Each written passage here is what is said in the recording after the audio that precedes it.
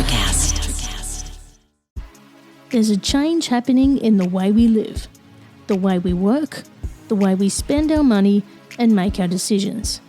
We are evolving to be more conscious in our actions in a way that serves the world and makes it a better place.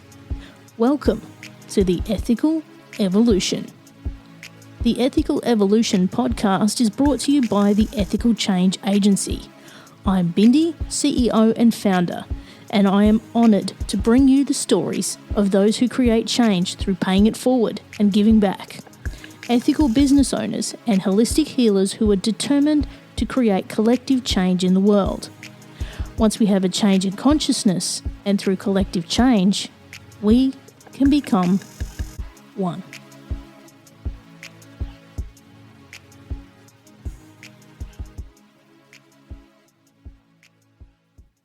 My next guest was recommended by another guest, and through the connection of friends, we have almost come full circle. When we met, it was like a waterfall of curious energy, where the more we spoke, the deeper the connection and understanding was. Jaime Fleres is a shamanic astrologer, soul guide, and a sound healer. She's also an author and teaches workshops in expressive writing. Jaime doesn't do things in halves and also has a background as a birthing doula and wrote the book Your Birth Story. In our conversation, I learnt so much about shamanic astrology and how it differs from traditional astrology, sacred reciprocity, archetypes, and so much more in the spiritual arts realm. Jaime also shares some tips for going into 2021 with a renewed mindset and energy. I truly enjoyed my time with Jaime, and I hope our conversation opens your mind to other dimensions and connection with yourself. Welcome, Jaime, to the Ethical Evolution. I'm so happy to be here with you. Thank you so much. Now, I'm super stoked to have you here today because you were recommended to me by one of our other guests, Jen Pearson. Could you tell us about who you are and what you do and your background? Sure. So who I am? Well, my name is Jaime Fleres. The who I am is a bigger question. There's many places we could go with that. But what I currently offer, what my current, the form that my love is currently taking in the world in my sacred service is that I am a shamanic astrologer and a soul guide, which I could share more about. And I also do sound healing work. Love it. Love it. And anybody who's listened to any podcast I've done knows I've done oodles of sound healing, and it has absolutely changed my life. So I'm so excited to speak to anyone who does this kind of work and is really into the shamanic field as well. So tell us about your role with shamanic astrology. How does that differ from, I know there's shamanic guides and ministers and all these kind of things. From an astrology point of view, how does that differ? Yeah, that's a great question. I think it's important first to say, shamanic astrologer is not something that I've named myself because I identify with shamanic practices per se, although I do. But there's actually a whole school, a mystery school called the Shamanic Astrology Mystery School, and that's the lineage under which I've studied and under which I practice. And so some of the things that make shamanic astrology shamanic, or just some of the things that make shamanic astrology unique. Number one, shamanic astrology tries to takes astrology out of the just purely Western kind of patriarchal context of, signs and planets and placements being good or bad based on, the values of our culture in the last few hundred years. We really look at, there's no bad placement. There's no bad sign in a house or in a, nothing. And that every path is a path to enlightenment. And so all paths are equal and they're all ways to the divine. They're always back home to ourselves. And so that's one of the principles. Another is that, there's this idea, this is kind of an ancient, the Hermetic text, this idea of as above, so below. So we really take that philosophy of, there's nothing happening to us by a planetary body, but actually it's this divine reflection of what is without is within. And so we look at this as kind of a conscious co-creation. Somehow there's this cosmos, there's this solar system, we're all intertwined. There seems to be this divine reflection of what happens out there to what happens inside of us and among our collective. And that we can look at that, we can listen to that, and we can learn what are the rhythms here, what are the patterns, what are the synchronicities, what are the resonances, and use that as a tool to help us through our own lives. And so it's an experiential practice. It's like going out and observing the sky and having that experience with the celestial world, as well as our own deep psyches. So those are some of the things. Those are just a few. I could probably go, and actually on my website I have a whole talk about what makes shamanic astrology makes it such. But those are a few things. And no doubt it probably has more of a holistic view of things, like everything shamanic, right? Yeah. We look at different planetary initiators as either being underworld initiators, middle world initiators, or celestial world initiators, or that they occupy actually all three in their processes. And so that's, some of it is that we actually, the way that Venus moves through the sky and kind of goes into her underworld phases is also a process that happens inside of the human, inside of our human experience as well. So. And I don't know if this is a silly question, but I'm going to ask it anyway. Great. So from a shamanic point of view in astrology, are star signs perceived differently? Well, in some ways, yes. So that's another thing. Thank you for asking that question, actually, because I find that shamanic astrology is more like Jungian and archetypal than some Western astrology.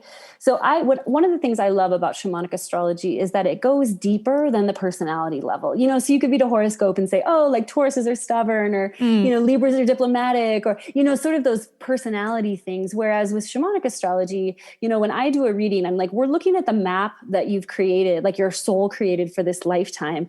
What am I going to come in good at? What am I here to learn and grow through? And so a lot of the signs are more archetypal in nature. So there's resonance, but it just tends to be a little deeper. It gets to the soul level. And I found it made more sense to me because rather than just a list of attributes, it's like, an archetype has a whole package to it. If I say like computer nerd, you already have, what they look like, what they maybe have for breakfast, like you get the whole package. And so I think that's a little bit different. We also don't look at the sun sign as being the end all be all in shamanic astrology. We actually look at the sun as being the fuel we burn through our lifetimes, but it's not our life purpose. It's not who we're here to be. And it's not even archetypally illustrative of our personality unless we have another personal planet in the same sign. So we open things up. So that's one of the things that a reading does, is it opens up and looks at like all the pieces of your soul and the parts of you that are coming to, who you're coming to learn and grow into and become and who you already are. And so it just kind of opens up that picture and gives you just a more holistic look at the soul from an astrology perspective. Oh my God, I'm just so fascinated by this stuff. I could talk about it all day. Me too. And probably, because I'm a Gemini. Traditionally people think of Geminis as Jekyll and Hyde, but we're not all like that. Yes. Now, you do soul mapping as well. And I recently, with another guest, was a soul reading where they actually look at the archetype stuff that you're talking about and your profile, your soul profile. And it was pretty much bang on. And, it was based on Akashic records though. So how does yours differ? Yeah, well, the soul mapping is really from that shamanic astrology lens at this point. I find that, I don't really name myself as such, but I consider that I do intuitive astrology, meaning that we often get in. I think of astrology really as the doorway to open a conversation about the soul and to open our conversation about who we're here to be. And so I don't necessarily open the Akashic records. I'm very familiar with that work, and I think it's beautiful to do so. In some ways, I feel like we are looking at the records, not necessarily directly, but they're right there, and we're kind of opening things up. So it's not looking at the Akashic field directly. It's really going in through the lens of astrology and looking at those archetypes. And I would say, energetically, what it feels like happens in those sorts of readings are that we're either validating who you already are and you already know to be, but perhaps your cultural or family programming doesn't honor. And so it takes a little bit more of that reinforcement of who you actually are.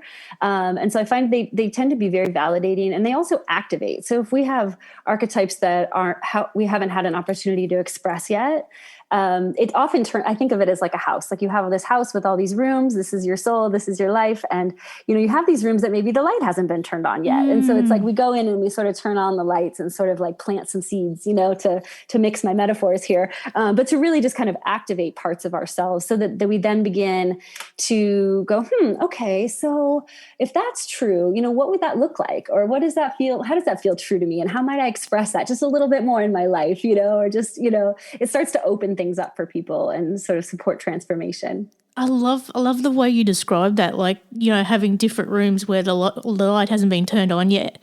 I love that. And if we just stop to actually think of ourselves as more than, what's on the surface, like, and really got in touch with our inner self, God, imagine what we could be like. I know. Well, that's one of my, I know that you're big on, working with people who are mission focused. And that's one of my missions is really helping people to tap back into their essence, who they actually are, and to feel really like deeply anchored in that so that they can go about their lives and whatever they encounter, whatever belief systems or shoulds, that they encounter, they know who they are. And then they can begin to express themselves creatively in the world from that place, which is what we need. That's one of the things I'm so passionate about is helping people to know themselves and then creatively express that in the world in ways that feel natural to them. So, tell me about your sound healing. I know you do quite a bit with your voice as well, don't you? Yeah, I do mostly voice. Right now, I'm actually in a deep self-study mostly with crystal bowls and a drum and some other instruments. But really, I've always loved to sing. Since I was a little girl, you couldn't shut me up. My family was always like, Jamie, stop. Like I would sing in my sleep, I just loved to sing. And it's been several years now. I started using sound. I have a really deep spiritual practice. I have an altar and I have a deep meditation practice. And I started bringing in sound to help me clear energy and to help me move things. And it just sort of grew and grew and grew. It became really powerful for myself. I was like, wow. I mean, I'm really at the point now where I can't go a day without using sound as medicine because it almost feels like I haven't brushed my teeth for the day. It's like that much. Like I just need to, it helps me because I'm such an empath. It really helps me clear. Yeah. But what I realized was that I was able to sort of serve, like if you were to be talking to like a medium, like they can bring in guides and beings and they can speak on their behalf. Well, what happens for me is that I can make sound on their behalf. And so I feel, different beings and guides come in and collectives to come in and work through me and through sound. And so oftentimes I can observe like, okay, who's here and what are we doing? And, so it's in some ways it's sort of shamanic in the sense that when I, and I've just really actually just this year gotten the call, from my guidance, it's like, it's time to bring this out of your little cave, it's time to share this. So I've started to share it more and more. And, those who have come and had private sessions with me, they go on a journey. They tend to be taken on a journey and their guides show them whatever they need to know. I've had people come and, they feel like they're healing life generational patterns, deep things come up to be witnessed and moved. And, other people are like, wow, I was taken through my whole life and everything felt like joy and love. And it just feels different now, so something magical happens. I'm still on the path of discovering what it is, but something magical seems to happen for others in addition to just me when sound happens through me. And I'm profoundly grateful for that gift. Yeah, and I know for people who haven't experienced it or who can't fully understand it, like until you've actually done it, it's you really don't get it. For me, my experience has been over the last 2 years. I've been working with a sound healer here in Brisbane, and she's been on this podcast several times. And so, wow, the stuff we have shifted and healed and dealt with is huge. And, just to give people a bit more perspective, I mean, for me, she does a very similar piece of work to you where, she does biofield tuning as well. But bowls, gongs, drums, forks, the whole thing. But I still remember the early days when I started it, when you'd actually feel the energy move within your body, and it was like these waves of like, you could almost feel it was like this flutter of like a black wave, and then it would come out and then it would leave your body. And by the end of the session, you just had this complete peace. Like you just had 8 hours sleep and you felt on top of the world. You felt taller, you felt lighter, and you just felt so amazing. And like if anybody is curious about it, I encourage anyone to tap into it. It's incredible. Yeah. Oh, I love hearing your story. Thank you for sharing that. And I have deeper to go down the rabbit hole. But what I do know, so I'm not an expert on like sound. I'm still learning because this gift has come to me sort of unexpectedly. So I'm still learning all the background, but our bodies, sound is frequency, and our bodies are made up of water, and, and so water responds. I mean, Dr. Emoto's work, like we've seen, like water responds to frequency and it responds to sound. And so there is something deeply profound that not only happens in our psyche, but also happens in our body through sound medicine. And, I want to say too, I've been blessed with this gift that's still opening up, that's still deepening, and that's really beautiful.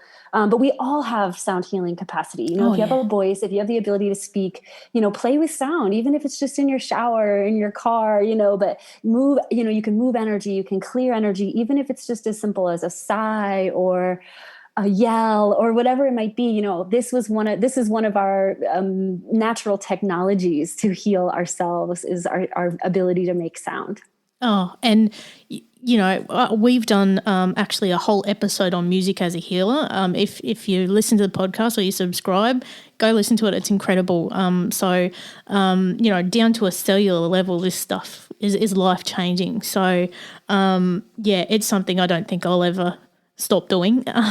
Absolutely love it.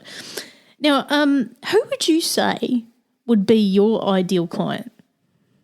My ideal client. Well, I tend to attract, and I love working with people who have, they're on some point in their path on the conscious healing journey, or the consciousness journey where, they are on the adventure of getting to know who they really are. And I say that only because with those clients, we tend to get to go really deep. I'm a deep diver. Like I like to hang out at the deep end of the pool. I always have. And so I love when we can really get in and it's like, and then we can just start to like unpack more and discover more together. So I really love that. It just seems like there's a common thread where we can really, again, astrology is the doorway. And so we can really like use that tool to open up new places for someone. And that feels really beautiful. I mean, I also I've worked with people who, it's their first time being exposed to, an astrology. Their friend maybe bought it for them or, and they're a little skeptical. And then they start to see what it does and what it offers them. And so I love that as well. I love being able to meet people and where they're at and kind of open things up where they are. So, and sometimes I feel like I'm just sort of planting seeds. Sometimes I'll come into a reading and I'll see a lot of evidence in a chart that someone is a healer, but they're stuck in it. They're not stuck. They're in, a 9-to-5 job and they're dissatisfied, but they haven't gotten there yet. And so I feel like my job is I'm just going to plant this seed here. You could take it or leave it, but we're just going to plant it and we're going to see, you get to decide whether it blossoms or not. But I get to sort of be like, the advocate for the soul, so I appreciate those times as well. And so with some of the people that you've worked with, what kind of results have they seen through working with you? Yeah, gosh. I mean, I feel so blessed. I mean, I've had poems, like people have written poems and sent them to me about their experiences. I had a woman send me a chapter of her book. Wow. It was like chapter 1, like this was the moment that I really honored myself for who I am. I really think, like I said before, I was talking about the validation and activation, and those are what I really think are at the heart of what I do.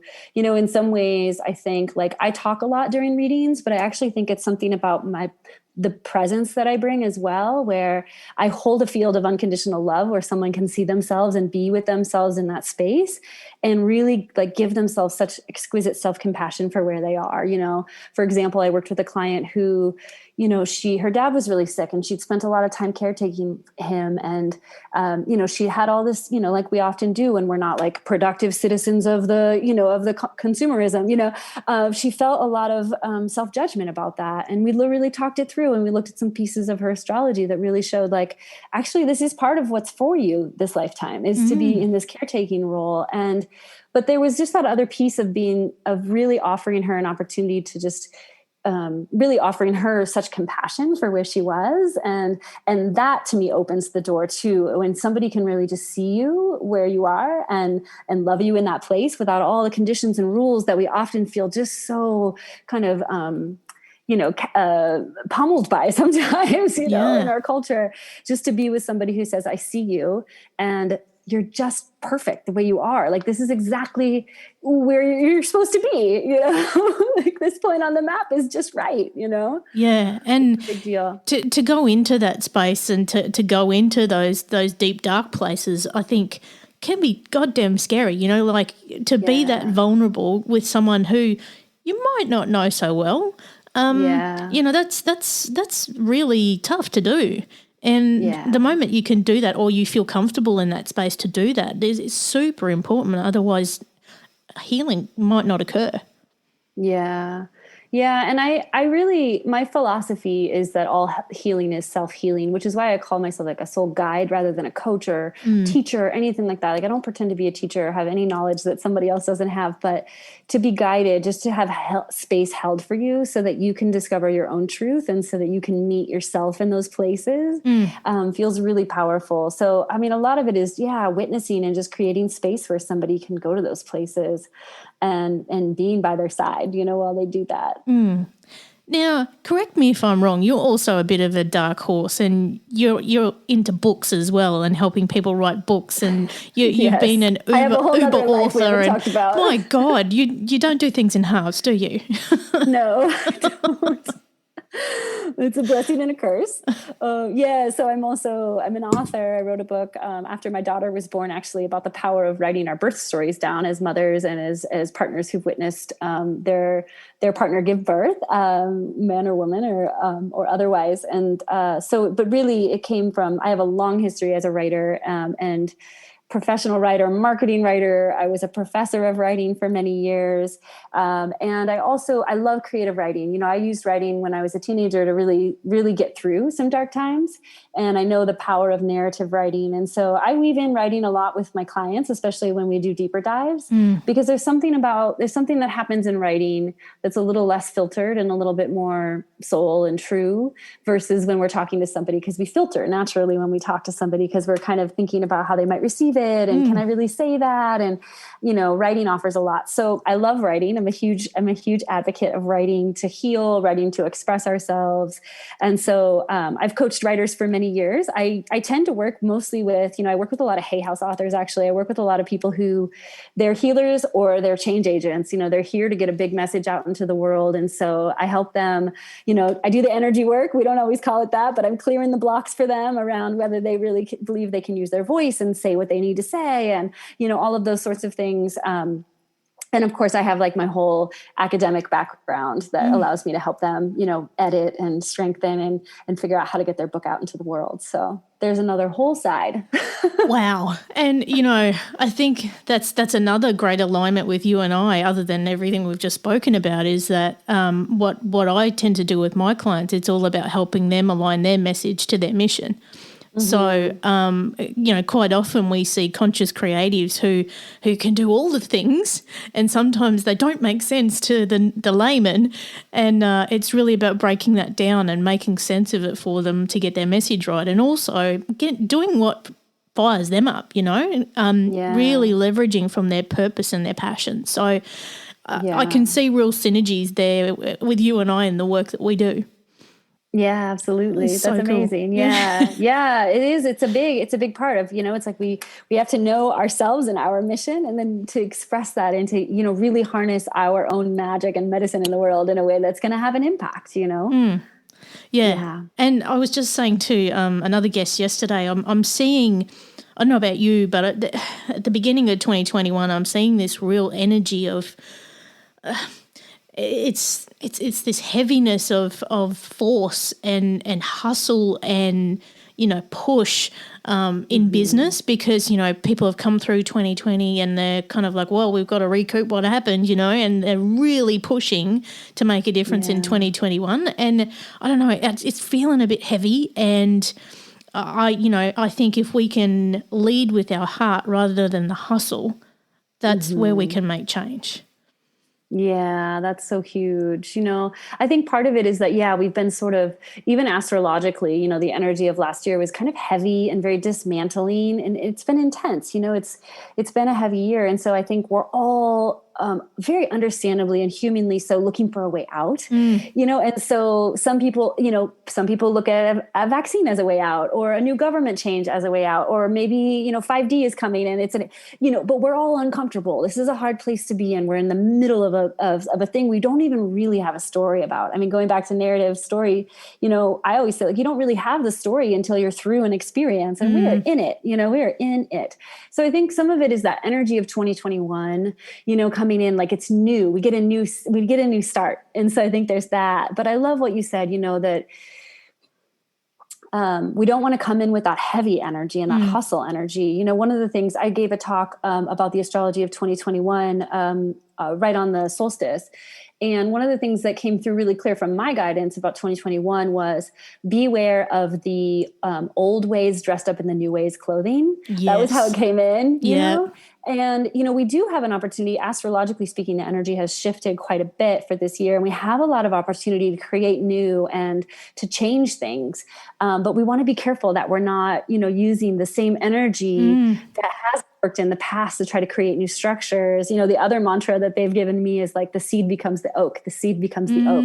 So if you're seeding something in hustle, you know, if you're trying to make moves and make a difference, but you're seeding it in that hustle and lack mentality, then the oak is, you know, you're creating that kind of a being, you know? And so to be really, we have to, you know, we don't have to, we have a beautiful invitation right now to just bring more consciousness, bring more heart, bring more softness, bring more, you know, that pause of like, is this aligned for me? Like, where is this coming from? You know, what is the driving force here? Is this what's aligned for the good of myself and all beings? You know, where do I need to pause? Where do I need to slow down? Where do I need to reassess? You know, those questions are really important as well. Yeah, I couldn't agree more. And I guess on the other side of the coin, there is that opportunity. Like, there's a huge opportunity right now. It's almost like a butterfly coming out of a cocoon, you know, like this is the time for us to be reborn and start again.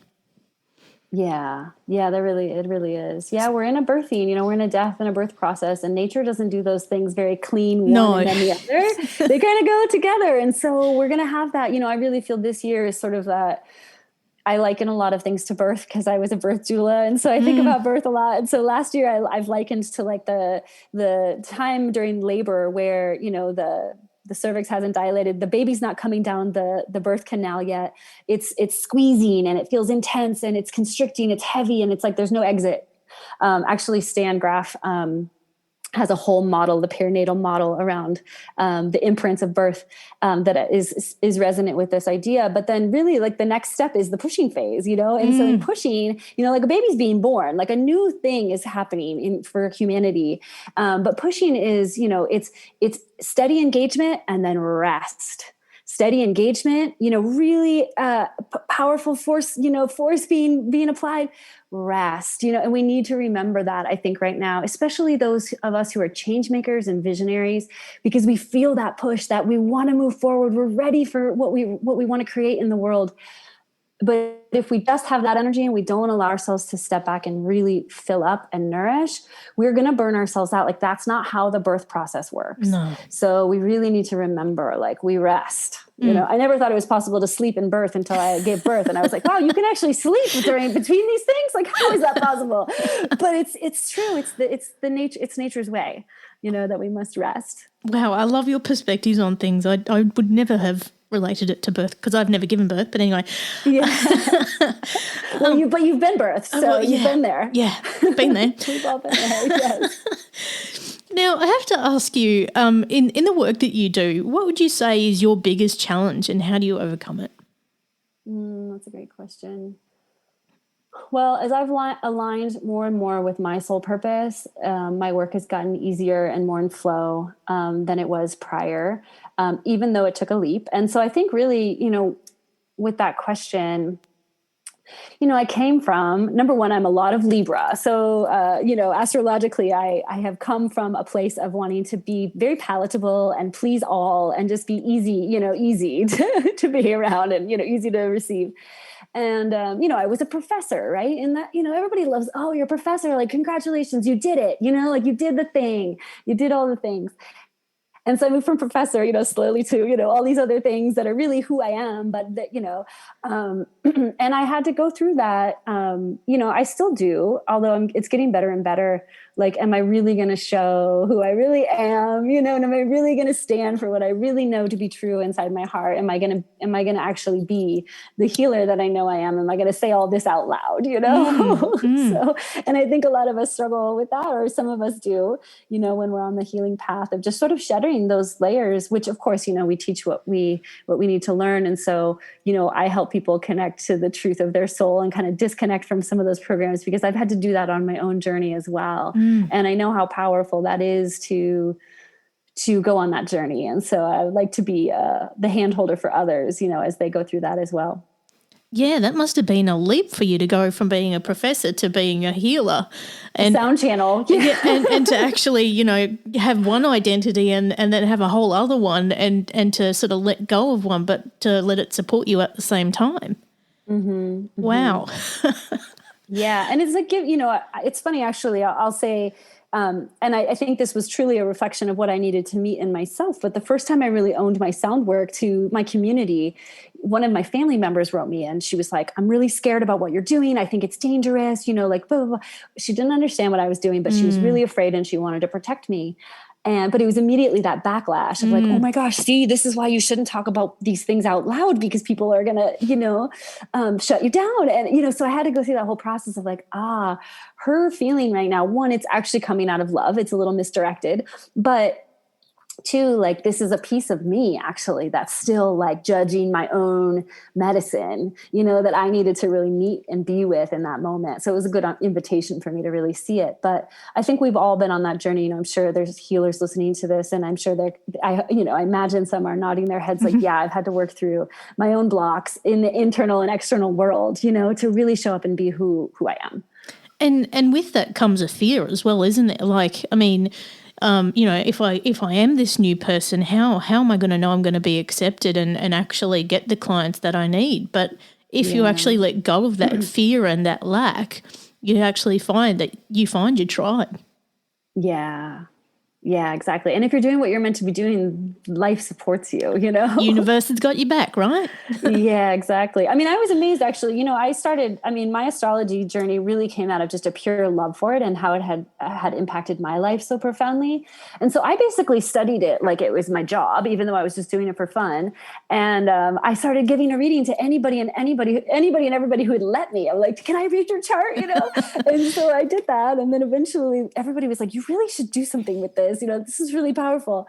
Okay. So I opened my business. I didn't even really market it that much. And then all of a sudden my whole calendar was full with clients and referrals. And because I was doing what I'm supposed to be doing, whereas there had been other parts of my career where I'd like really forced something. And I was like, why isn't this working? It's like, oh, this is what it feels like when it's like supported and aligned. That feels good. And it's the best feeling, isn't it? Like when, and it takes time to learn that too, because you got to go through the struggle and the hard stuff and the stuff that you don't like doing, to find what it is that really lights you up and is your purpose and is your flow. I had the same thing happen for me, and I found myself in the middle of the height of COVID in lockdown doing stuff that I absolutely detested. I was busier than I'd ever been, and I was like, why am I doing this? This really is not making me happy. So I cut it out, and I knew that I'd lose money doing it, but I was just like, you know what? I want my sanity over money and my happiness over money. And that was what I did, and I changed my whole business model. Much happier. Wow. Well, I honor you for that. That's courageous work. Yeah. Yeah. And I think there's some faith and trust in life that comes with that. Of like, this is good for me. I'm acting, I have my own bag. I'm going to act on my behalf. And I trust that this is for me to do, you know? Yeah. I think sometimes you just have to trust in what you need will come to you instead of hanging on to the fear and the lack. The moment you do that, you're just going to get more of it. So. Yeah. Now, I can't wait to ask you this question because there's no wrong answer. Okay. Can you describe? That's good. Can you describe for me what being ethical means to you? Being ethical. I love that question. Thank you for asking. Okay, I'm just going to riff on it. There's a couple pieces that come in for me. Number one, and these are really like core to my heart. The first word that popped in was integrity. So this idea, and for me, that's like a personal value of doing what I say I'm going to do, saying what I'm, all of that, just being aligned with both who I am and then what I say I'm going to do and share in the world. That I, to the best of my ability, show up in alignment with that. And of course, we are all human, so making corrections and repairs where necessary. But integrity feels really important. And I think that really aligns with authenticity. Part of my work is helping people to come to a deeper anchored understanding of who they are. So, and this is, of course, a continued work in progress for all of us, but how do we show up as our truest self in every moment, even if we don't get that immediate positive feedback or reflection from our environment? How do we continue to have the courage to be unabashedly ourselves? And that feels important as well. And the last thing that pops in is, and this is always, even when I was a little girl, I sort of held this creed that it's always felt true to me, which was, people can do whatever they want. And if it's harming somebody else or property, then that's where the line, that's where I'd always, that was always a clear line for me. Like, people get to do what they want to do, but if there's going to be harm, if there's harm caused, then that's where, the ethics come in, like the morals or the some of the rules, natural rules, so no harm, even like the yoga word ahimsa kind of comes in, like that no harm principle. And then always, part of my, I guess, ethics is to do my best, to contribute love and goodness to myself and others to the best of my capacity in any given moment. And that could be small. That could be taking a friend a meal. It could be talking to a client. It could be something bigger, like a project or a book or, but it really, and noticing that those tiny moments, even with my daughter, having a conversation about self-care and what that looks like and why mommy insists on dancing and singing every morning, and things like that. And like why I do that, even when, she's kind of like, I'm bored. What are we doing? Like, this is why. So those are some thoughts. I don't know if that really answers the question. On so many levels. Many levels. Okay, great. Amazing. Now, I've noticed as well that you do pay it forward in your business, and you do give back to a couple of causes, don't you? Do you want to tell us about that? Yeah. So my writing work, my writing and coaching work, I give to CARE. Specifically for helping, girls and women who don't have access to education and resources to have those. So I contribute to CARE. And then with Sacred Heart Healing Arts, which is my healing arts business, I donate to, right now it's the Rainforest. It's a Rainforest, the Rainforest Alliance. And because I love the earth and I'm such an ally for her and for us all coming back to her. And so it's a way for me to give back to lands that have fed me. I love going to the rainforest. And of course, there's work to be done in my own backyard as well, which I work to do when possible, in terms of outreach and even just being with the nature here.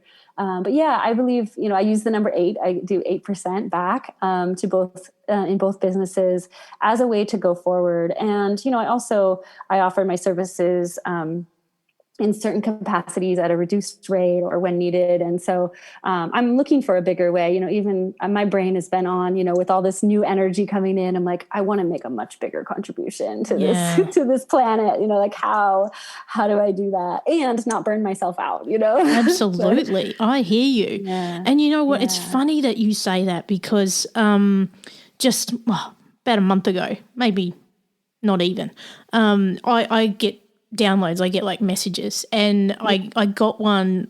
I get them at the most random times. Anyway, I got one, and it was almost like a punch in the gut. Like it was a real, you need to stop and listen up.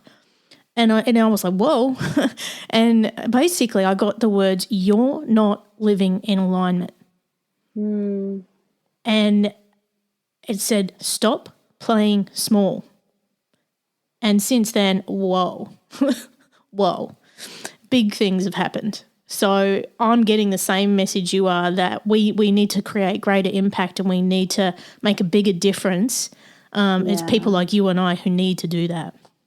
Yeah. One of the things, I don't have the answer for it yet, but I've been sitting in this question for a while now, for the entrepreneurs among us, we've moved away from the employer model, where we're working for someone else's dream, and we're like, okay, I've got my own dream and I'm going to do it. But in some ways it feels very siloed. Like we're each trying to do our own individual mission, sort of, we're all getting our own resources. We're all getting our website. We're all getting the thing, and it takes a lot, as an entrepreneur, there's a lot of energy that goes into making a business work, which if you're not an entrepreneur, you're not aware of, but if you are an entrepreneur, you absolutely know that. And so my curiosity is like, okay, I sort of feel like we've applied an old way to a new way.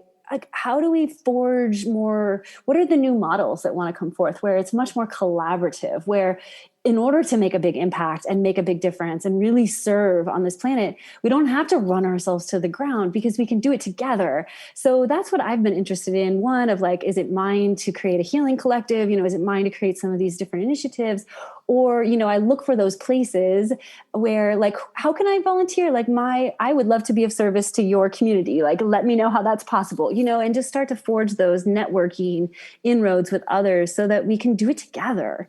Because I think that's a big part of where we're moving towards, is that we get to do it together. And this whole model of like the one alone reaching the mountain by themselves just doesn't work so much, because that's not actually how humans work. We're collective, we're pack animals, And have you been talking to Jen? Because I have to tell you this, right? Because so what I've done, I thought the same thing. So when I started this podcast, and I don't normally talk about this on air, I usually talk about it off air, but you're going to get it on air, what I've done is I've created something very unique, where every guest on this podcast goes into a special group called the Custodians of Collective Change. And we all come together and we can collaborate on our missions, help each other, share, our knowledge and support each other. Because there's a lot of people on this show who are on very similar missions and very similar locations and, are doing very similar things. And so one of the differences that's been made, or there's been several around the world, but one was there were two guests who were both working in the rainforests of Borneo. They've now teamed up and they're helping the orangutans in Borneo. And in the UK, we've had two guests come together to help sustainable fashion. So, this is from a podcast, and we're bringing that collective together so that we can do more collectively instead of on our own. And again, that's the whole mission behind what I do. It's about creating collective change to make the world a better place together so that we can be one instead of, you over here, me over here. Yeah. Thank you for the work that you're doing. Thank you so much. I'm just like, I just want to deep bow to you for doing this work and for all that you're helping. And I love what you said, even, moving, this idea of unity consciousness, this was another thing that came in for my 2020 kind of looking at the energies. Unity doesn't mean that we're all the same. Unity means that we know how to occupy our unique ecological, psychological niche in the web of things. And that, so I love that you said like, some are like orangutans, others are fashion. It's like, yes, like we all just need to, like when we each follow our passion and we find our niche and we go to it, and we go for it, like we need all of those things, we don't just need the one thing, that maybe one person has or whatever it might be, that when we really follow what's true for us and what's ours to do, we get everything gets, the whole web gets nurtured. That's and nourished. It. So there's no boundaries here in what we will support as long as it, meets the mission. And, in the way that I'm growing my business, those same people are coming back into the fold in different ways to support the mission. So it just is something that keeps on giving. That's amazing. Well, I honor you so much for this model that you're enacting in the world, and for everything that it's doing for yourself and all the people it touches. I have to say it's all divinely guided. I didn't think of it. So yeah, but you get to decide whether you bring it through. So. True. It's true. So about for that, yes, and for all the support, right? And we need that. I always say we need all the support we can get. Everyone does. From the scene world, the human world, whatever it might be. Like, let's bring it, all hands on deck. Now, Jaime, if people want to find out more about you and how to get in touch with you or maybe work with you, well, where can they go? Yeah. So my healing arts website is sacredhearthealingarts.com. And there I've got my astrology, my sound channeling, and my soul work. I also, when we come out of COVID time, which we're in as we are recording this, I love to offer retreats, and I've taught all over the world. So I'm looking forward to that time. It feels a little bit like a dream right now, but it will come. That day will come. Nothing lasts forever. So we will be there again. And I love working with people in those kinds of containers as well. So that's Sacred Heart. And then if your ears perked up about writing, you can find me at jaimefleres.com. Which is JAIMEFLERES.com. So I've got both robust, sacred work children out there in the world. Now, Jaime, with your healing work, can you do that remotely at the moment? Yeah, I can. Yeah. I'm still, I can do sound remotely. What I love to do is actually record it on my high quality sound work and then bring it to somebody, because I do so much energy work when I do sound healing. So I tend to like to send people recordings, although I can do it on Zoom. It's just not as good of quality. Yeah. But I can do the sound, and absolutely the astrology. I love doing astrology remotely, also because people can get a recording and they can come back to it, and the soul guidance as well. And then I do my coaching. So yes, virtually I can work with people from all over the world. And I've had clients from all over the world. So I actually worked with several people in the Middle East last year, which was really interesting and unexpected. Oh, wow. Sort of wonderful. So yeah, I wanted to mention too that on Sacred Heart Healing Arts, I have a free ebook called Your Soul Superpowers, which is using the astrology and the shamanic astrology way to really look at what you came in good at in this lifetime. Okay. Yeah, so that's a fun little taster of some shamanic astrology. I'll have to have a download. Yeah. No pun intended. Yeah. Now, I love it. Now, Jaime, the last big question for you. What's the change you'd like to see in the world, and how can we bring it to life? Gosh, that's a good question. Well, there's a lot of things I could point to. This phrase has been coming to me for the last 2 years, and I think it's really important because I think it applies in everything. It's this idea of sacred reciprocity, really being in right relationship with life. And I would love to see us move, not back in the sense of going back to a time that was, but maybe kind of that sacred return on the spiral, back to nature, back to our own nature, the nature around us, really connecting with earth. I think, especially in this time of change, I hear a lot of people, even on the spiritual path, they're like, I don't want to be here. I don't want to be on earth. This is hard. It's dense. And it is hard. And I hear the need in there. There's a real need that's there. That's like, I want lightness. I want joy. I crave something, that I know is possible and it's not here yet.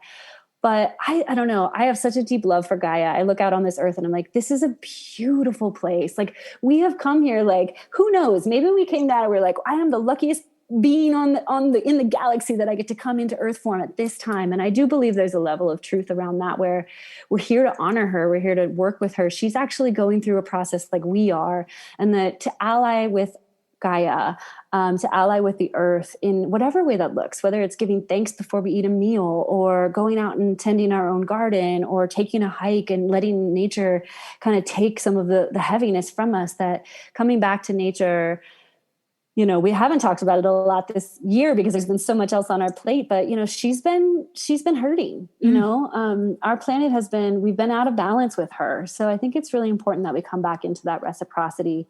And then of course with one another as well, without getting into the current political, I live in the US, and it's been really tumultuous here, and seeing, how far out of balance we are in some places with sacred reciprocity and real care and respect and regard for one another. So I would like to see us move in that direction. That's beautiful. And it just reminds me of something I kept saying all of last year, and that is what I do today impacts your tomorrow. Yeah. Regardless of the fact that you're in North Carolina and I'm here in Brisbane, it takes the actions of one to impact the many. We are all one. Yeah, absolutely. Absolutely. And it can feel daunting, like the globe, and she's hurting, and there's, fires in this part of the world, and this is happening. But we just get to come, like, what's here? Like, how do I nourish this body today? Like, she's of the earth, how do I just easy take a breath with your feet on the ground? It can be small, and that has an impact. Like you just said, what you do has an impact on me, in my tomorrow. And just beginning to reconnect in that way, because she's this abundant resource that we can really tap into, especially during challenging times. Sometimes we want to hit the eject button and kind of go up and out and maybe just live from our heads, or, or just be in spirit world. But it's like, we're here, we're in these beautiful bodies in this incredible planet, like, let's be here. And we're most powerful when we're here, when we're in our bodies, when we're willing to say yes, even when it's hard. That's where we have power. It's so true. And, I think if we just stop and look at the wonder and the awe that we've got right in front of us, nothing else matters in that moment. Yeah. It's about being present and being here. Yeah, absolutely. Absolutely. And we still are on the human journey. So we're going to have compassion for the rise and the fall, and the moments we disconnect and the moments we forget. And, that's just part of it, Oh, yes. But it's that practice. Yeah. And all that contrast, that's a whole other podcast. Yeah. Yeah, it really is. Contrast is one of the greatest teachers here on earth. Oh, isn't it? At least it has been, yeah. Yeah. Oh, Jaime, this has been absolutely beautiful. Thank you so much for being a part of the Ethical Evolution. Thank you so much. I'm so grateful to be here. Thank you. Thanks for listening to the Ethical Evolution podcast. If you're an ethical business owner, change maker, or holistic healer who's determined to make a change in the world and you need support to spread your message, visit ethicalchangeagency.com to collaborate.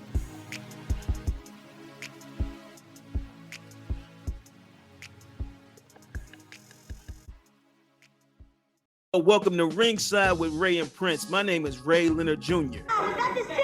No, that's just my dad. My name is Prince Daniels Jr. Daniels again with a big home touchdown. On this show, we come to humanize athletes, entertainers, business executives. We're going to see what makes them tick. Tuesdays, 10 a.m. Pacific time on Spotify, Apple, Amazon, and wherever you get your podcasts. We'll see you there. Peace and power. Electric acid. Are you passionate about saving the planet for future generations? Do you want to learn how to do it? If yes, then you need to tune in to the Nature Backed podcast. It's a talk show covering the changing world around us, from renewable energy, sustainable agriculture, circular economy, to ESG and social innovation. Don't miss this opportunity to discover how you can join the movement and make a difference. Subscribe to the Nature Backed podcast today on your favorite platform and get ready to be amazed. Electric acid.